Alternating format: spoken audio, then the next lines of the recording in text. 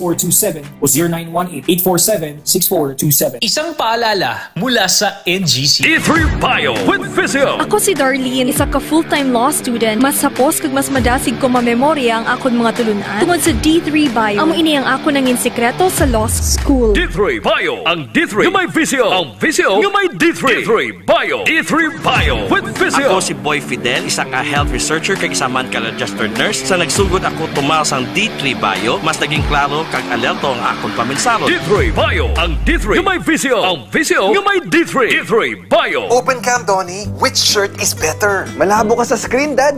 Baka malabong mata. Visit EO Executive Optical for state-of-the-art facilities and expert eye care. Malinaw na, Dad. Ang wardrobe nyo, wala sa uso. EO Executive Optical. Love your eyes. BTX 500 ang aton nga suplemento. BTX 500 diabetes arthritis mag-aayo. BTX 500 ang high blood mo sigurado mag-aayo. BTX 500 ang aton nga suplemento.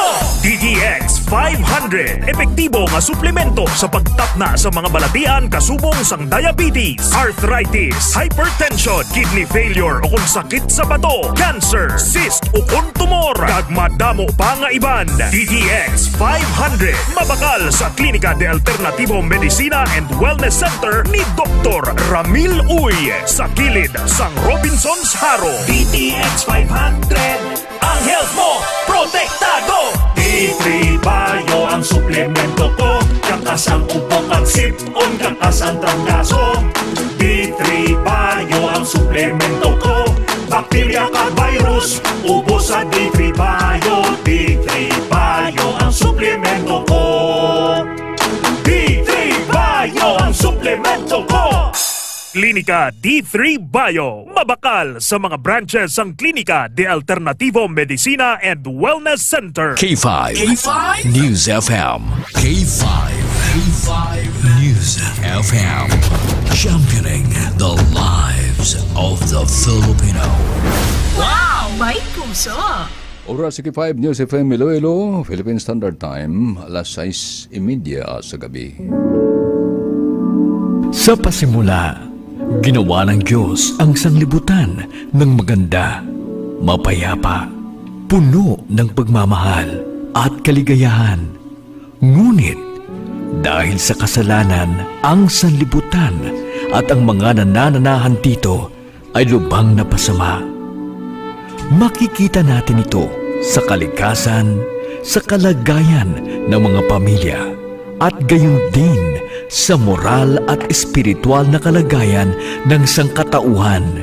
Ang Diyos ba ay nagpabaya lamang dito?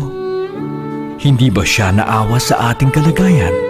Ang Diyos ay naawa sa atin, mga kapatid, kahit sa mga panira ng kaaway, dahil sa pag-ibig at awa ng Diyos.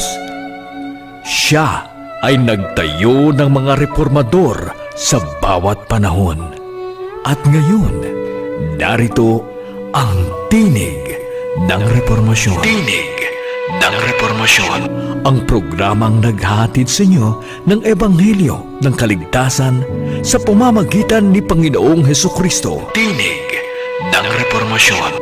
At ngayon, narito ang inyong lingkod.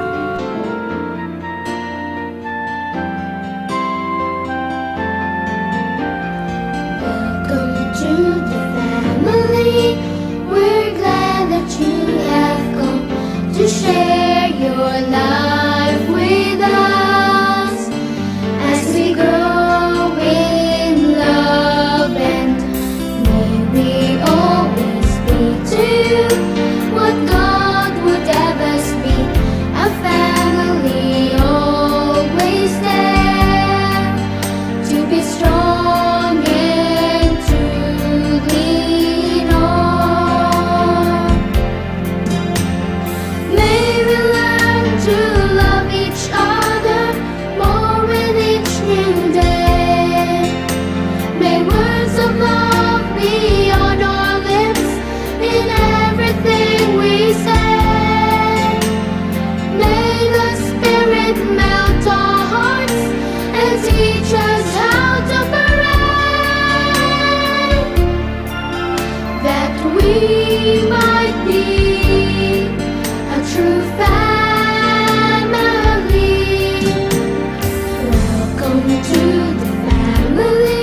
Welcome mga kapamilya sa aton nga panatuntunan tinig ng reformasyon. Sa gihapon dalayaw ng Dios sa sini nga kagabihon nga nagupod sa aton sining adlaw ginpakamayo kita ginprotektaran kag sa sini kagabihon sa gihapon padayon kita sa aton nga panatuntunan tinig ng reformasyon. So live kita subong gihapon sa aton live streaming kag ang akon kaupod diri wa gid sing liwan kundi ang aton nga gwapo nga engineer si K5 Andre La Pastora. So, maayong gabi, sir. Maayong gabi sa tanan. So, good evening world sa live streaming. Basi si Madam Susan sa Beirut, Lebanon. Sa Dugay-Dugay, magwa to sa aton nga panatuntunan. Kag iban pa nga mag-aturan ta, magabiyanan nga nagapamati sa aton diri sa Bilog nga Panay, halin sa Rojas City, pagkadtos sa Kalibo, sa tanan-tanan nga nagaupod sa aton. Nagapamati sa radyo, sa mga taga-uton, mayang gabi. And sa aton man nga mga kauturan sa Bacolod, sa 61 ka barangay sa Bacolod, mayang gabi sa tanan. Diri man sa 180 ka barangay sa Iloilo. Grabe no? Tingala ko sa Iloilo nga 180 ka barangay, kalapad-lapad gid gali ni. So mayang gabi sa tanan. And sa naubod sa aton sa live streaming, dari nakita ko unas tanan si Sir Edmar Liquinia and followers, mayang gabi. And K5 Pasi and followers, mayang gabi sir. And si JV Lopez, mayang gabi man sa imo sir. Sir Noel Tokuyo, Alan Ortiga Tokuyo, Guiso Kalinog Iloilo K5. Sige sir, mayang gabi.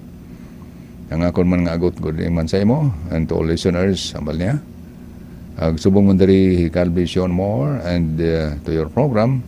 Take care always. Madam Kim Monisa, good evening sa imo. God bless you always. So likewise, Madam Kim, diin ka subong sa Manila gyapon or ari ka na sa Iloilo. So sa tanan-tang nga mga nagupod sa aton diri kay Sister Merlinda Sabakan sa Cadiz, may gabi sister. And then, upod ko subong diri si Brother Emil Borakit. Maing gabi man kay Sister Jennifer, ang iyang first lady. And sa yaman nga duha ka mga chikiting. Chikiting pagyapon daw.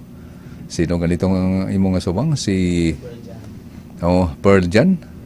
April Jan. Uy, April June. So dayon si Sister Marinel. Maing gabi sa inyo tanan. Kung nagapamati ka mo, pero posible, Sister Jennifer nagapamati. And then, Sister Marilo, dari sa, okay, sige, ari na gali sa Iloilo, si Madam Kim Wanisa. Si Madam Aisa Ahmad, good evening naman sa imo. And then, okay, tapos na bakasyon. Sige, mayo kay ka, bakasyon ka. Okay, sige. And then, dari man si Brother Hor Akademia, sa Akademia Family dito sa Mabinay, may gabi Brother Hor, and sa imong pamilya, Peralta family, Star Hanilin. Dayon dito man sa Abis, sa mga Kuma family, Sister Judita, ang mama ni sa akon mga anak dito, kay Ching and Felmars Dumagan na. Dumagan. And sa aton man makuturan dito sa Mandatag, makaigsunan sa Mandatag, sa mga Empinado family, o sa mga Mundido family, sa mga Gundaw family, mao na ang dagkong pamilya dito, ustanan nga makaigsunan nato dito.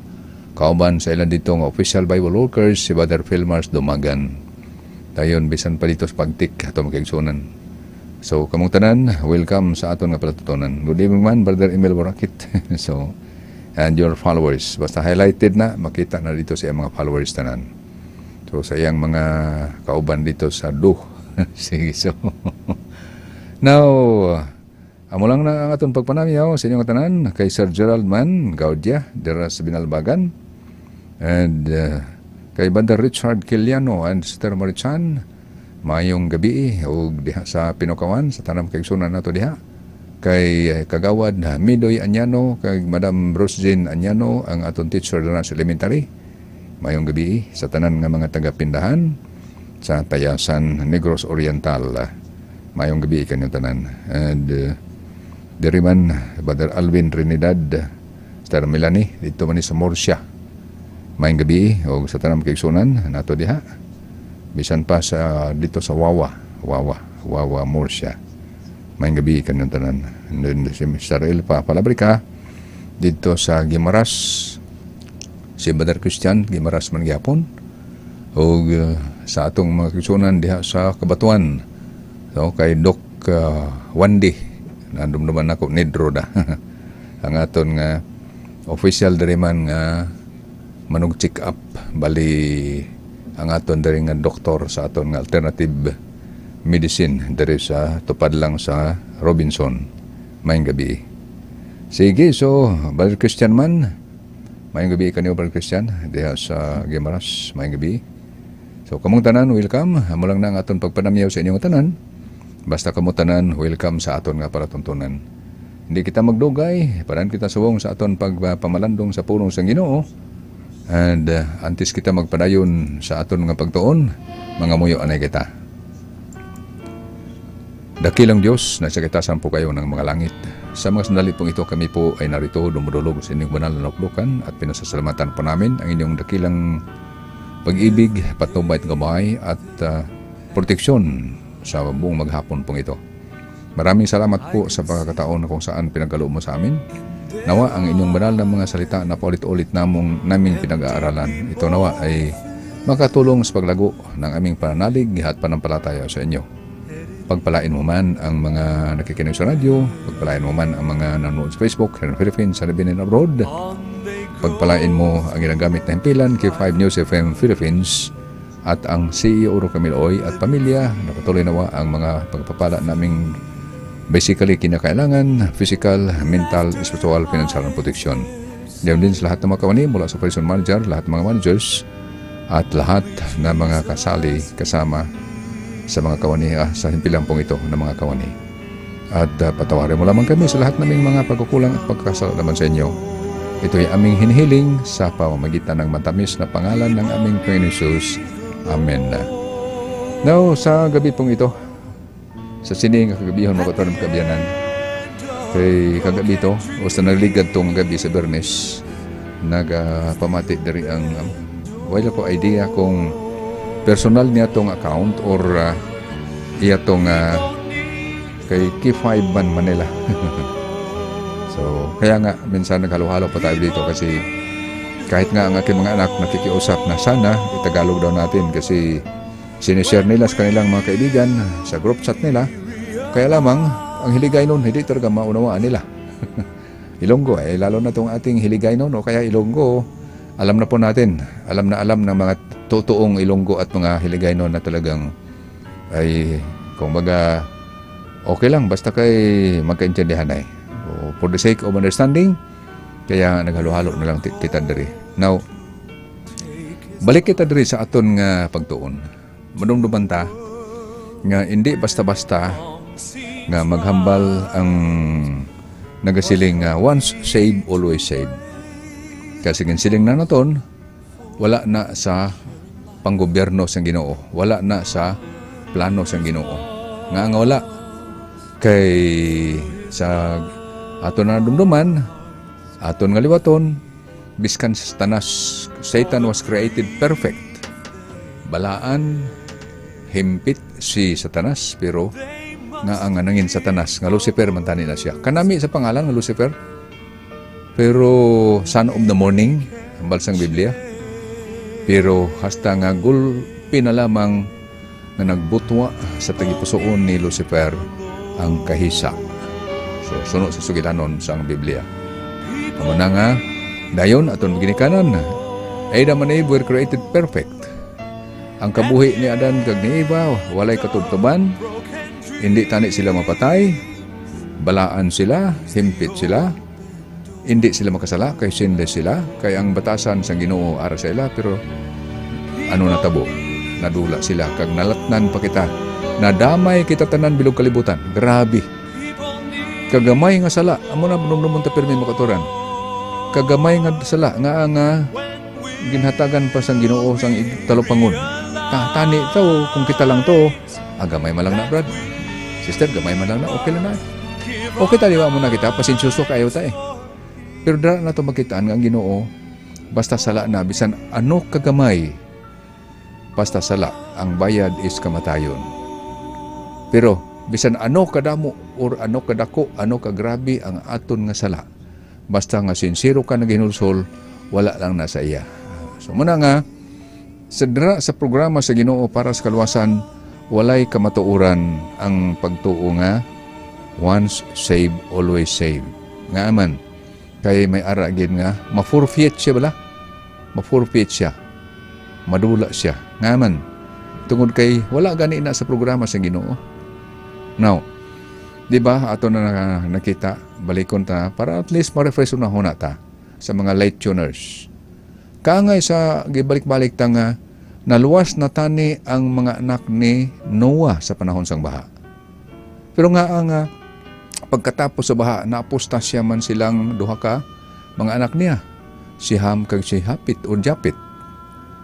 Nadula, si Sim lang man ang nakapadayon siya. Amo nang dira magika na ang or magahalin ang kaliwatan ni Abraham. So, ang motomalon, wala sa record sa Biblia nga once nga masave ka na, nga maluwas ka na gid sa walay katubtuban. Pero ang dako nga sampol amo si Japit kag si Ham, kay napustasya sila, nagpatindog sila, nagtukod sila sang Tower of Babel, hanasta nga lamugay sang Ginoo ang ilang pinulungan, isa lang kapinulungan, dayon wala na sila mag-intindihanay.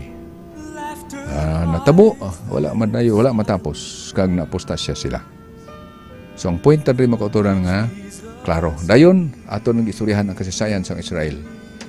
Ang Israelita palangga sang Ginoo, yes, ginpakamaayo. Hasta nga nagipatindog pa ni Haring Solomon ang templo sang Jerusalem. After 480 years, halin sa pagguwa nila sa Ehipto, 480 years nagpatindog na dayon sang templo sang Jerusalem. Sunod sa ito mabasa sa Kapitulo 6, versikulo 1 sa 1 King or 1 Hari. Basahan lang ninyo 1 Hari, Kapitulo 6, 7, 8, 9. Grabe nga mga blessings ang Ginoo. Pero after 400 years, grabe, dugay no? Amo na tong natabo nga, bangod kay ginlapas nila ang adlaw nga nagpahuway, akig ang Ginoo basta lapason niyo pahuway. Akig siya. Ginlapas nila ang adlaw nga nagpahuway, sunod sa aton ginabasa to nagligad Biyernes ang Jeremias kapitulo 17 mga bersikulo 20 hasta sa bersikulo 27. Ang natabo makaturan, din tugutan sila sa Ginoo nga grabe, malaglag, maguba ang Jerusalem.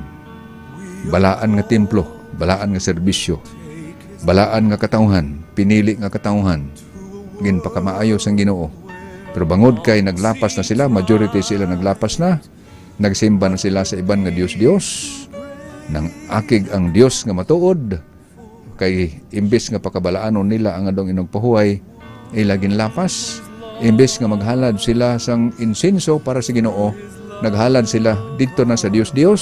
Kung basahon taliwat ang mabasa ta, amo na nga ang natabo ginsalakay ni Nabucodonosor sa tuig 606 BC.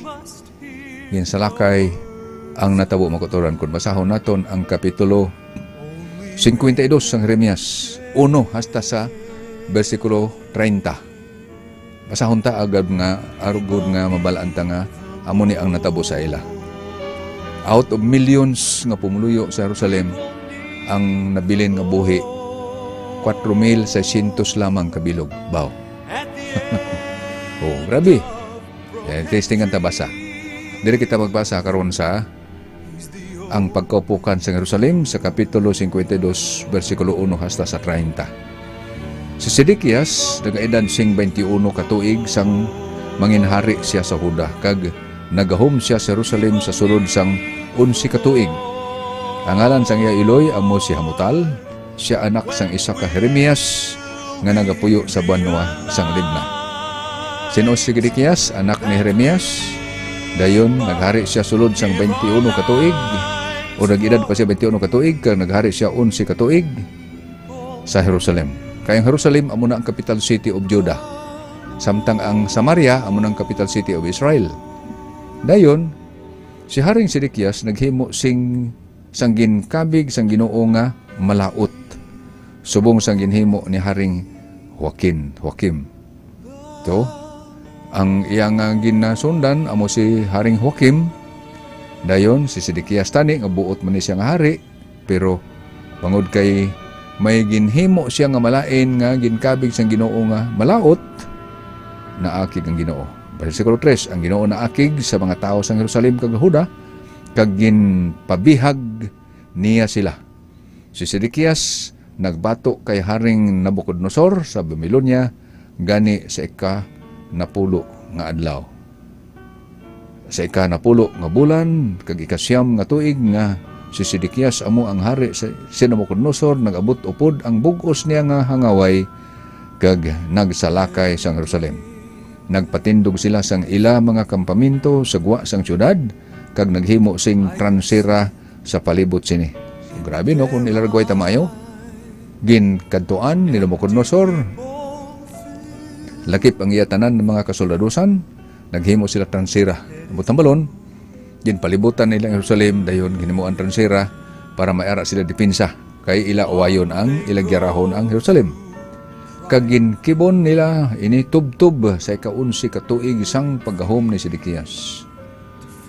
Sang ika-9 nga adlaw, sang ika-4 nga bulan, sang amo nga tuig, tama gid ang gutom sa bagay nga mga tao, wala na silang sing makaon. Anong ginhimo nila? Ginpatay ang iban nila, ginpagutman maayo. Hamak mo nga, ginpalibutan sila, hindi na makagawa. Kay kung makagawa, patay man. Di naubos na ang ilang konsumo sa sulod, kay dako man ikatama ang syudad. Dayon ang mga pader sang syudad nalusot. Ang tanan nga mga soldado nagtinguha sa pagpalagyo sang gabi, bisan pa nga ginalibutan sang mga taga-Babylonia ang syudad.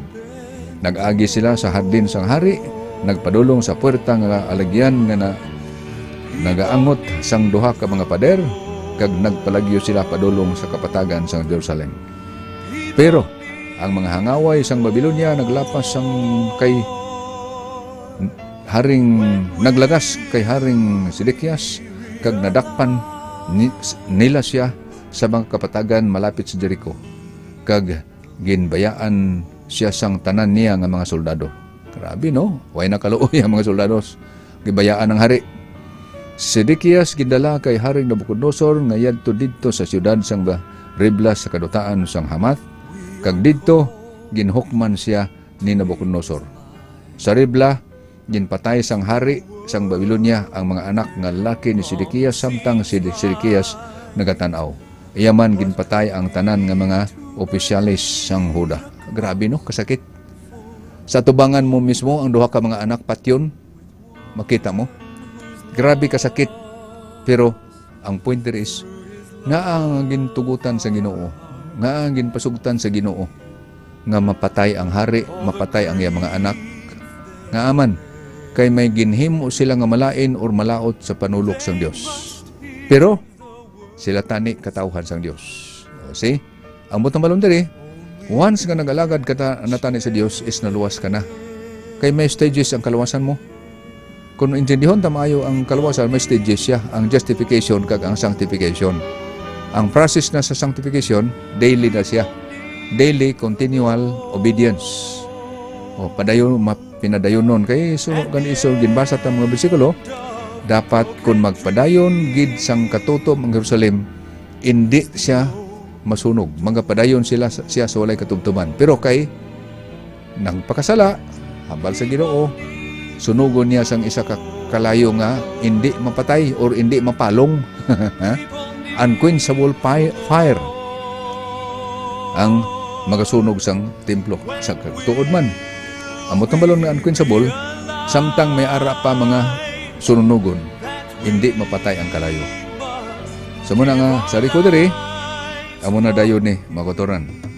Kay nga aman sa bersikulo 11 kay sa bersikulo 10 tong aton nga ibasa nga ginpatay sa tubangan ni Sedekias ang duha niya ka mga bata.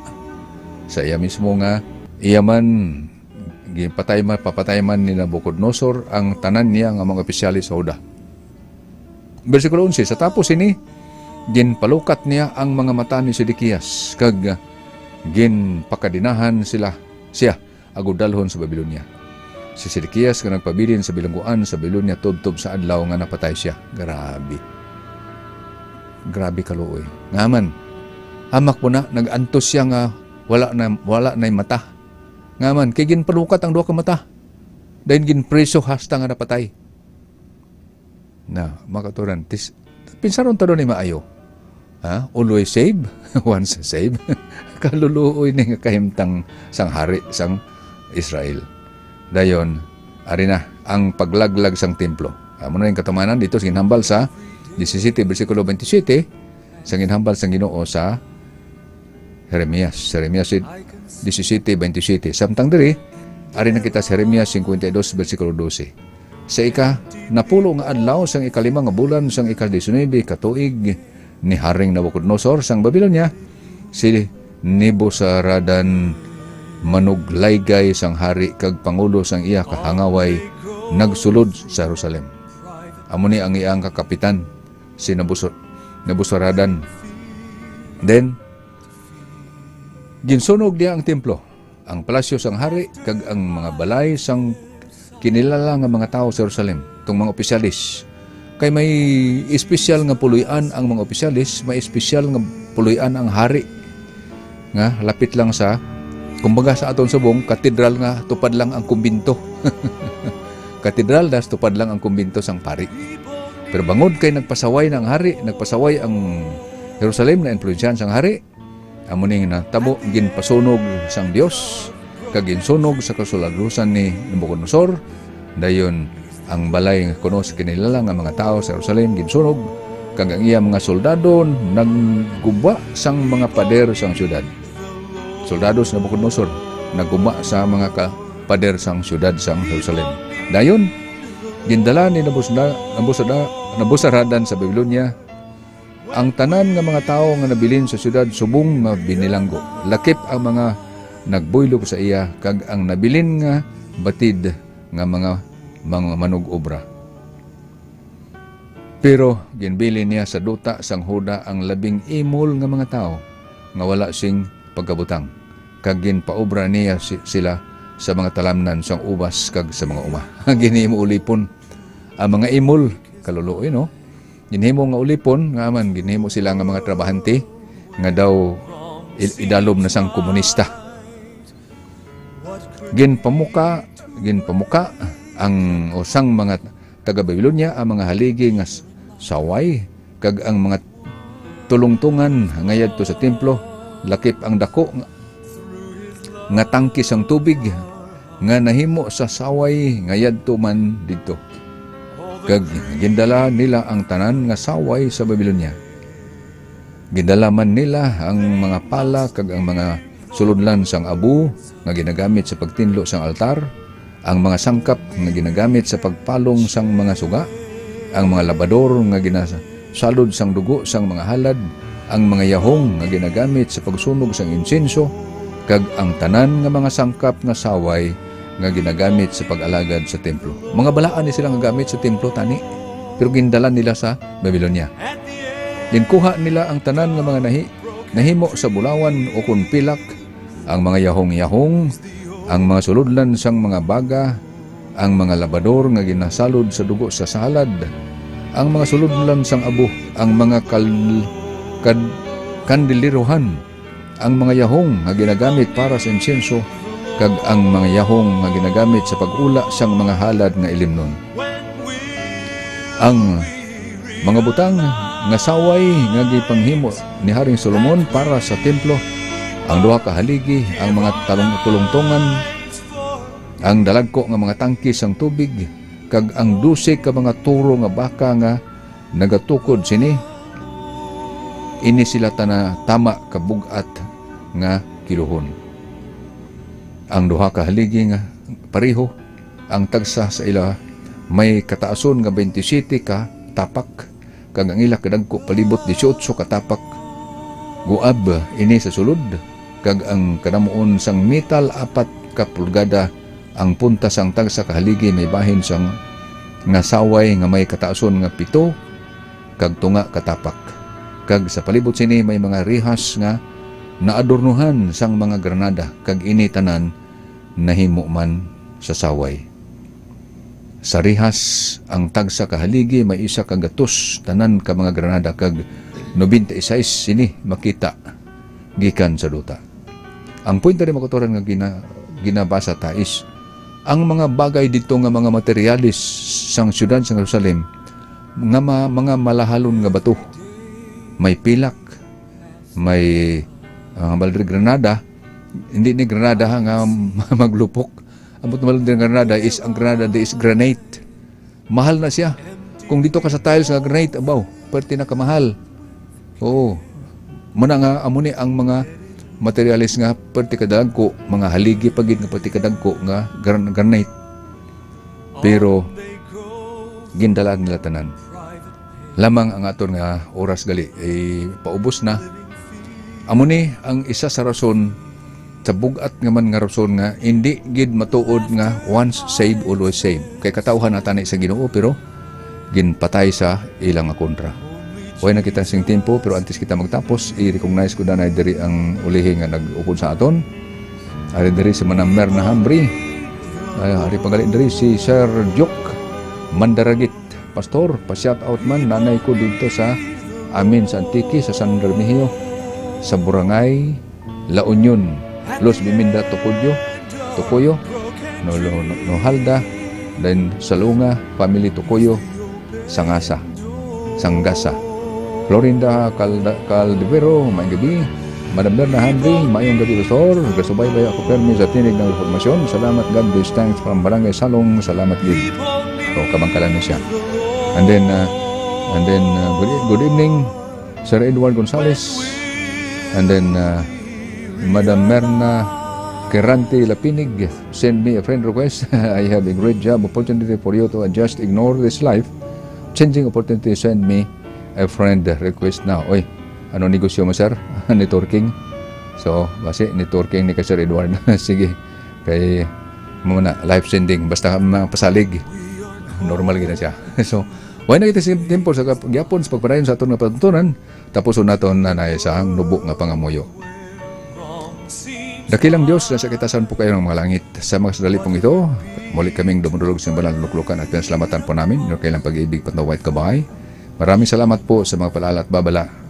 Sa mga naganap bilang kasaysayan, ito ay palala sa butis sa amin at na sana kami ay maging tapat sa inyo sa impag lingkod habang may buhay. Pagpalain mong ginagamit ng pilan, K5 News FM Philippines at si Oro Camilo Oet at pamilya na patuloy nawa ang mga pagpapala na kinakailangan na physical, mental, spiritual, financial and protection. Ganyan din sa lahat ng makawani at pagpalain mo ang lahat. Patawarin mo lamang kami sa aming lahat ng mga pagkulang at pagkasalaman sa inyo. Ito'y aming hinihiling sa magitan ng matamis sa pangalan ni Jesus. Amen. So mga katuran, mga kabiyanan, may nakita sing timpo, mga padayon pa sa itong nga plantutunan. Sige po, padayon lang kamo sa pagpamati sa tanan nga programa sa K5 News FM Iloilo para sa kampiyon nga balita, serbisyo publiko kag kalingawan sa Iloilo. Number 1 na kita, K5 News FM. Inyong napakinggan ang Tinig ng Reformasyon. Para sa karagdagang impormasyon at kasagutan ng inyong mga katanungan, mangyari lamang bisitahin ang Facebook account na Carlos Estreras Sr. CARLOS ESTRERA Sr. O kaya ay mag-text o tumawag sa 0912-364-2757 o 0916-391-9009 at maaari din bisitahin ang website na www.sdarm.org. Ang mensahe ng Tinig ng Reformasyon ay maaari din ma-download sa www.sdarmphilippines.org. Hanggang sa muli, maraming salamat sa inyong pakikinig.